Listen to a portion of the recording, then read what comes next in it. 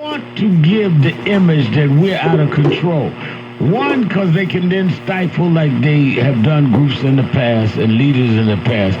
But two, don't they understand that the subliminal message is if you're in a city fighting for a terrorist crutch and they're saying, well, we thought he was out of control, we had to kill him. Same they said with Michael Brown. If you come in acting reckless, you're only feeding in the image they're trying to show. Oh, yeah, I told you they had to kill that boy. He's out of control. Look how the people supporting him are acting. They set you up. And too often than not, you have folks in the zeitgeist. You have folks who are working against these movements, who are working against what you're trying to do, Reverend. They mistake black protest, black advocacy, black political thought and community action.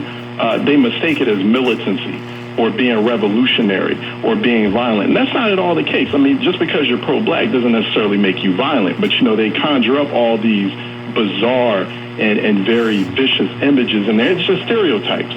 Just when we're trying to ask for our rights, when we're demanding our rights, when we're fighting for them, when we're creating our own institutions, to go in that direction, they want to make it seem, we're being violent. So they equate black with violence. Just for being black, you violent, and that can feed into a lot more violence. That can feed into really the failure of these struggles and these movements, and that's not something we have to be very smart. That's not something we want to feed into. Well, it also, I think Tommy said it best. It's not like we have maximized the use of everything else. I'm tired of voting. We haven't voted in the numbers we should. I'm tired of boycotting. What's the last boycott we had? I mean, people start running their mouth, and I'm sitting there saying, wait a minute. What are you talking about? We haven't boycotted nobody in years. We have not gotten people over 50% to vote. So how can you be discouraged with something that we've not maximized in terms of trying?